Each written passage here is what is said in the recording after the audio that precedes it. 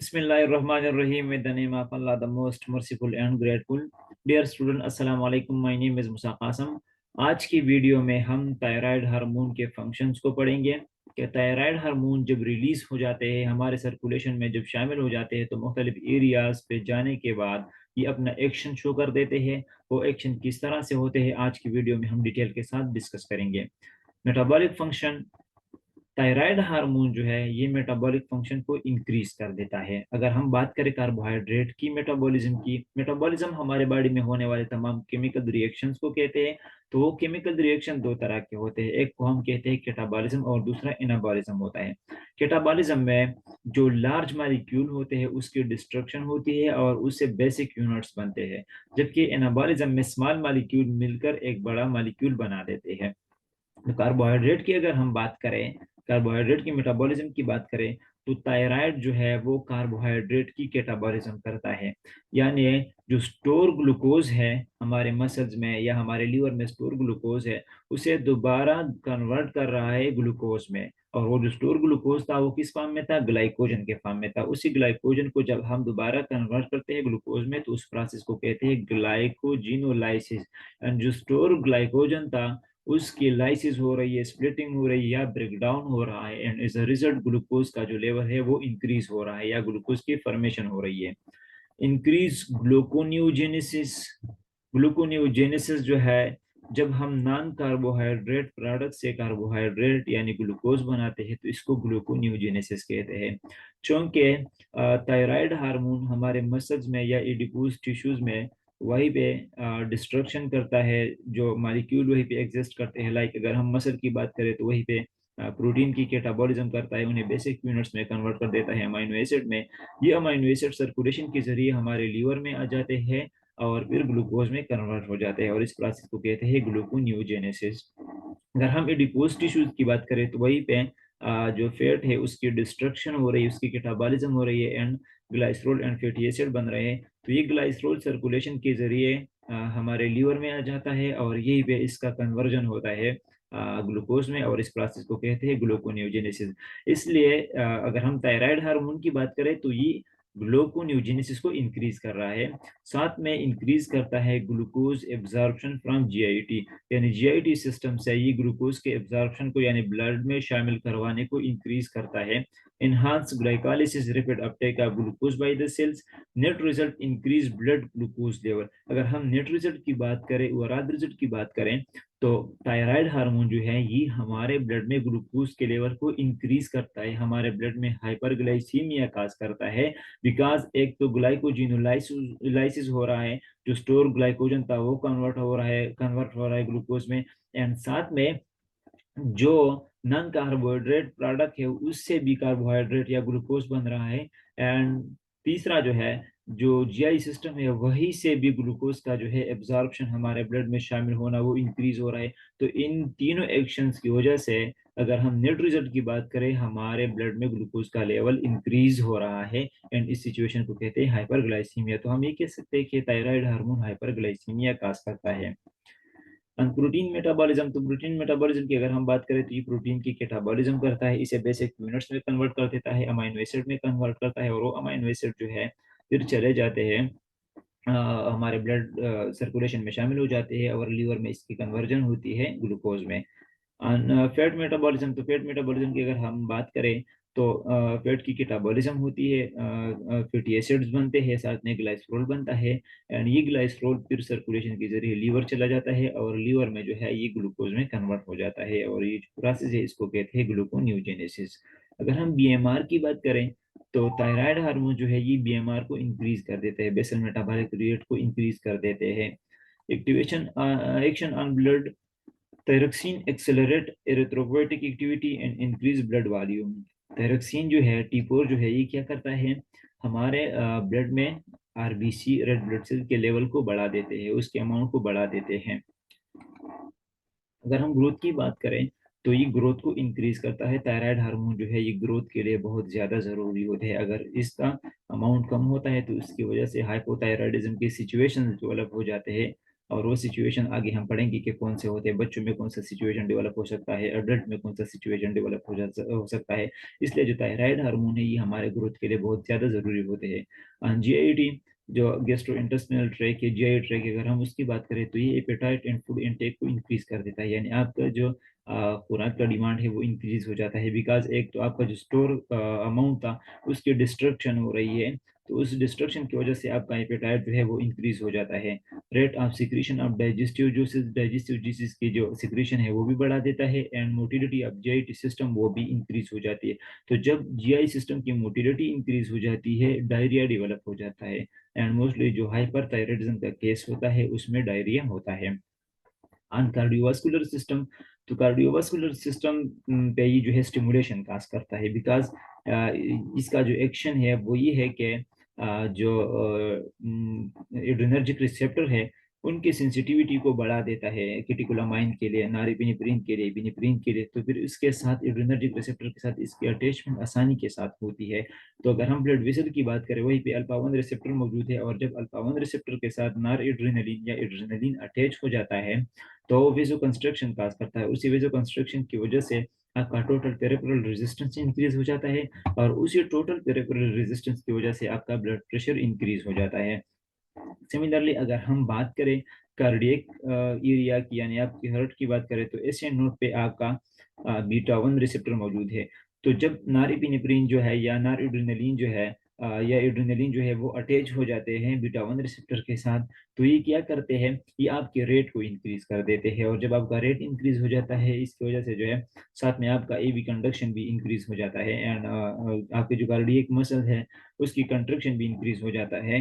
And overall की अगर हम बात करें आपका कार्डियक आउटपुट जो है वो इंक्रीज हो जाता है। बिकॉज आपका कार्डियक आउटपुट किस पे डिपेंड करता है, आपके रेट पे एंड आपके स्ट्रोक वॉल्यूम पे।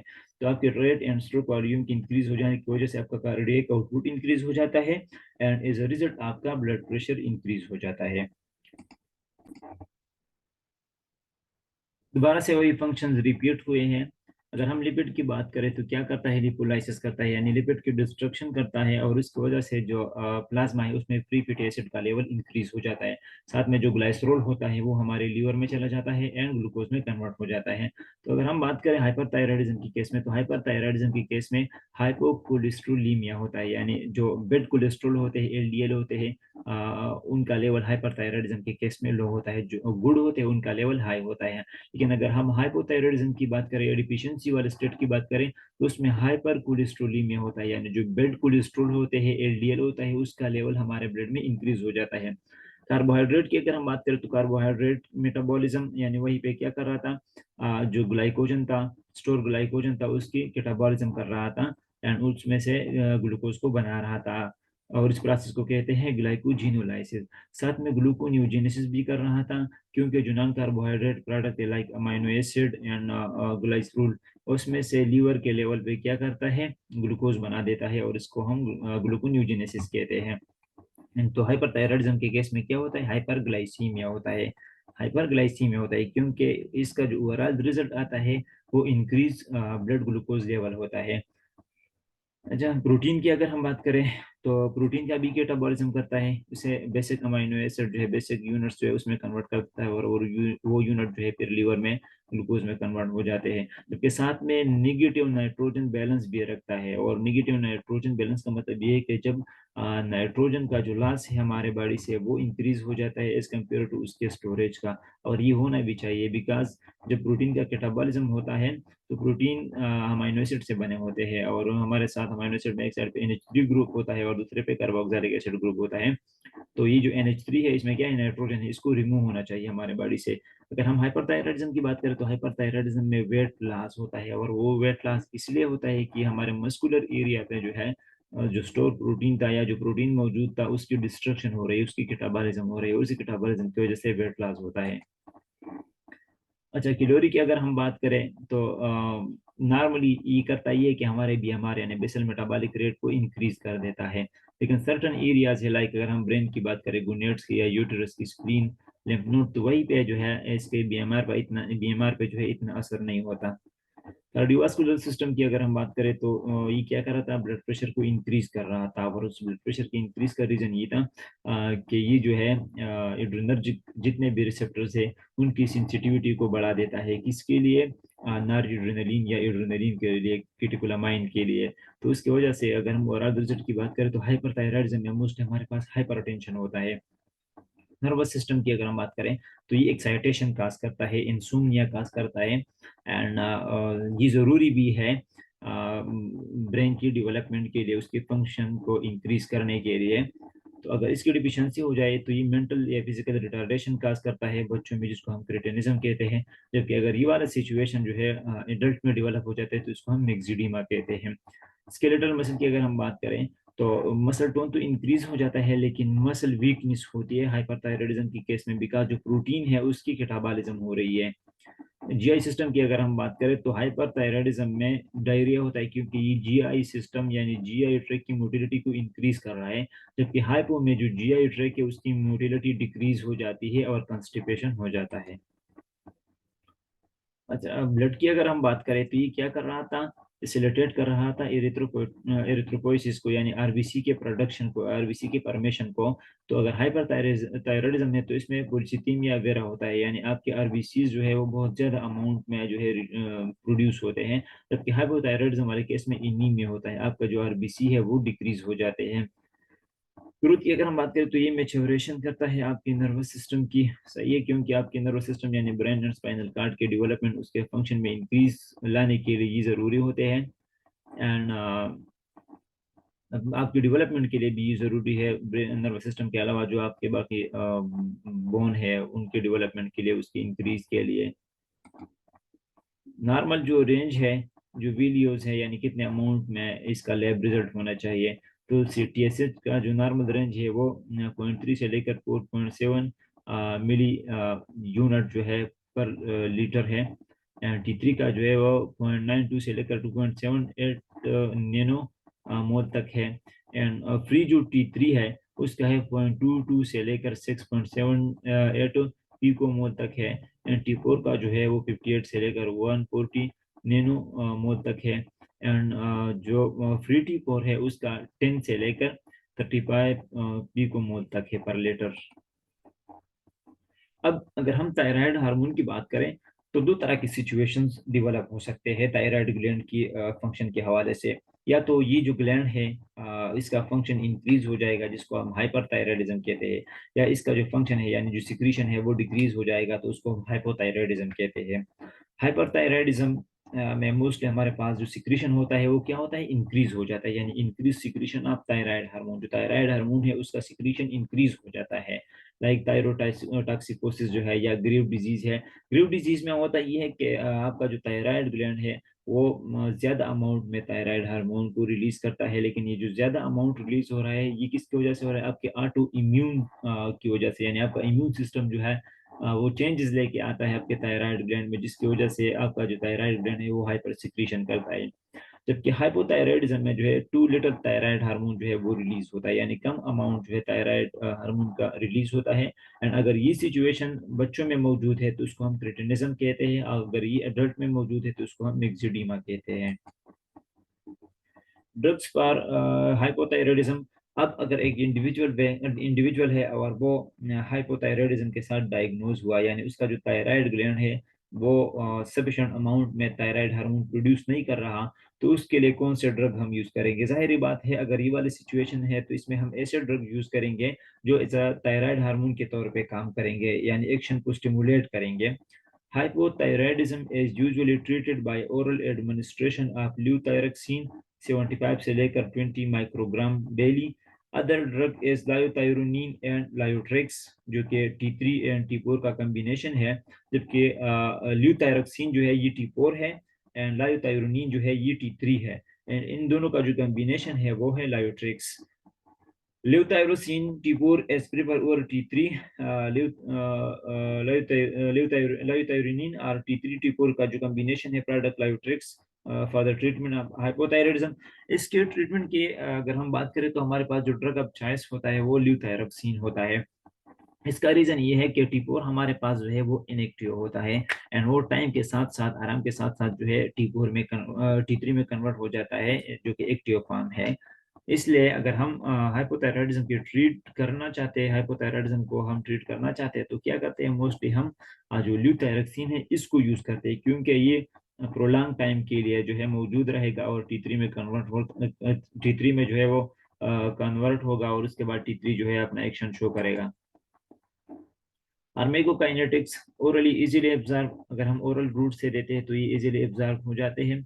The bio availability of T4 is 80% and T3 is 95%। जबकि बायो अवेलेबिलिटी यानी कितना अमाउंट जो है वो हमारे सर्कुलेशन तक चला जाता है जब हम इसको एडमिनिस्टर करते हैं ओरल रूट से, तो कितना अमाउंट हमारे सर्कुलेशन में शामिल हो जाता है। T4 के लिए वो 80% है, जबकि T3 के लिए वो 95% है। T4 is better tolerated than T3 preparation and has a longer half life। जिस तरह मैंने पहले बात की कि T4 का चूंकि हाफ लाइफ बहुत ज़्यादा होता है, एंड ये इनएक्टिव है, और ये आराम आराम के साथ जो है T3 में कन्वर्ट हो जाता है, जो कि एक्टिव होता है, और फिर वो T3 जो है अपना एक्शन शो कर देता है। ल्यूटायरक्सिन इज डोज वंस डेली, इसका जो डोज है कितना है, वंस डेली, यानी दिन में एक मरतबा दिया जाता है। And steady state is achieve in 6 to 8 weeks, तकरीबन 6 से लेकर 8 वीक तक जो है उसका जो नॉर्मल लेवल है थायरक्सिन का हमारे बॉडी में वो अचीव हो जाता है। उसके लिए वेट करना पड़ता है आपको 6 से लेकर 8 वीक तक, यानी 2 मंथ तक जो है। अगर कोई इंडिविजुअल डोज ड्रग है वो यूज कर रहा है और कह रहा है कि इसका कोई असर नहीं है, तो एटलीस्ट उसे 2 मंथ तक वेट करना पड़ेगा, क्योंकि 2 मंथ के बाद जो है ये ड्रग अपना जो स्टेडी स्टेट है उससे वो अचीव कर देता है, और उसके बाद जो है फिर जो नॉर्मल लेवल है वो जो थायरक्सिन है उसका जो नॉर्मल लेवल है वो हमारे ब्लड में डेवलप होना शुरू हो जाता है। Mechanism of action of thyroid hormone जो है वो किस तरह से अपने मैकेनिज्म ऑफ एक्शन शो कर देता है, किस तरह से अपने एक्शन को मुख्तलिफ एरियाज में शो करता है। T3 via its nuclear receptor induce new protein generation which produce effects।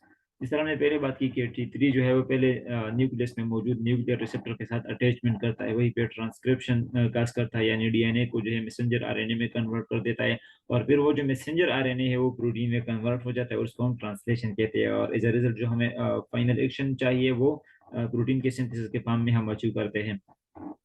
Sensitization of adrenergic receptor to catecholamine, tachycardia, arrhythmias and raise in BP। इसकी हमने पहले भी बात की कि चूंकि ये भी एक्शन कर रहे हैं लाइक टायरोसिन की तरह या जो है T3 की तरह, तो क्या कर रहे थे, वो जो एड्रेनर्जिक रिसेप्टर होते हैं उनकी सेंसिटिविटी को बढ़ा देते हैं कीटिकोलामाइन के लिए, नारिपिनेफ्रिन यानी नारिपिनेफ्रिन के लिए, डोपामिन के लिए या एड्रेनलिन के लिए। तो अगर ये इनकी सेंसिटिविटी इंक्रीज हो जाती है और इनकी अटैचमेंट होती है इन रिसेप्टर के साथ, तो रिजल्ट क्या बनेगा, टिकिकार्डिया होगा, यानी आपका रेट इंक्रीज हो जाएगा, क्योंकि आप इस नोड पे बीटा 1 रिसेप्टर को स्टिमुलेट कर रहे हैं। तो ये रेट अगर एबनॉर्मल हो जाता है, 100 से इंक्रीज हो जाता है, तो उसको हम इरिथमिया कहते हैं, यानी एबनॉर्मल रेट है तो उसको हम इरिथमिया कहते हैं। एंड अगर अगर हम ओवरऑल की बात करें तो ये क्या करता है, बीपी को इंक्रीज कर देता है, क्योंकि बीपी की इंक्रीज रिलेट आपके कार्डियक आउटपुट के साथ एंड टोटल पेरिफेरल रेजिस्टेंस के साथ। तो वास्कुलर एरिया पे जो है ये टोटल पेरिफेरल रेजिस्टेंस को इंक्रीज करता है, जब ये सेंसिटिविटी को इंक्रीज करता है एड्रेनर्जिक रिसेप्टर के लिए, नारिपिनेफ्रिन के अटैचमेंट के लिए, तो क्या करता है, वेजो कंस्ट्रक्शन करता है, और ये वेजो कंस्ट्रक्शन की वजह से आपका जो ब्लड प्रेशर है वो इंक्रीज हो जाता है। T4 जो है ये हमारे पास इनएक्टिव होता है, ये आयोडीनेज एंजाइम के जरिए T3 में कन्वर्ट हो जाता है, या डायो आयोडीनेज एंजाइम के जरिए ये कन्वर्ट हो जाता है T3 में, और फिर T3 जो है वो न्यूक्लियस के अंदर चला जाता है, वही पे जो है डीएनए में चेंजेस लेके आता है, उसे कन्वर्ट कर देता है मैसेंजर आरएनए में, और इस प्रोसेस को हम कहते हैं ट्रांसक्रिप्शन, यानी ट्रांसक्रिप्शन ऑफ डीएनए होता है। और ट्रांसक्रिप्शन ऑफ डीएनए के बाद जब मैसेंजर आरएनए साइटोप्लाज्म में आ जाता है, तो वो साइटोप्लाज्म में आने के बाद कन्वर्ट हो जाता है प्रोटीन में, और इस प्रोसेस को कहते हैं ट्रांसलेशन। तो ट्रांसलेशन के बाद अब आपके पास जो है प्रोटीन बने हैं। अब ये प्रोटीन जो है क्या करेगा, अपना एक्शन शो करेगा मुख्तलिफ एरियाज पे। लाइक अगर हम बात करें ग्रोथ की, तो ग्रोथ क्या होगा, आपके जो बोन है उसकी मेच्योरेशन लेके आएगा, आपका जो ग्रोथ है वो इंक्रीज हो जाएगा, आपके बोन का जो साइज है वो इंक्रीज हो जाएगा, उसका लेंथ जो है वो इंक्रीज हो जाएगा। साथ में आपका जो सेंट्रल नर्वस सिस्टम है उसके डेवलपमेंट भी करेगा एंड मेच्योरेशन भी करेगा, यानी उसके फंक्शन को भी इंक्रीज करेगा, और फंक्शन जो है उसको हायर लेवल तक लेके जाने की कोशिश करेगा। बीएमआर को इंक्रीज कर देता है as a result of O2 consumption, या आपका जो हीट है वो प्रोडक्शन इंक्रीज हो जाता है। एंड मेटाबॉलिज्म की अगर हम बात करें तो ये ग्लूकोज के एब्जॉर्प्शन को इंक्रीज करता है, ग्लाइकोजिनोलाइसिस को इंक्रीज कर देता है, ग्लूकोनियोजेनेसिस को इंक्रीज कर देता है, लिपोलाइसिस को इंक्रीज कर देता है, क्योंकि इन सब की वजह से क्या होता है, हमारे ब्लड में ग्लूकोज का लेवल इंक्रीज हो जाता है एंड हाइपरग्लाइसीमिया काज हो जाता है। अगर हम कार्डियोवास्कुलर सिस्टम की बात करें तो जो थायराइड हार्मोन हम यूज कर रहे हैं या जो हम ड्रग यूज कर रहे हैं वो क्या करेगा, वो भी सिमिलरली उसी थायरक्सिन की तरह कार्डियोवास्कुलर सिस्टम की एरिया पे कार्डियक आउटपुट को इंक्रीज करेगा, और उस कार्डियक आउटपुट की इंक्रीज की वजह से हमारा ब्लड प्रेशर इंक्रीज हो जाएगा।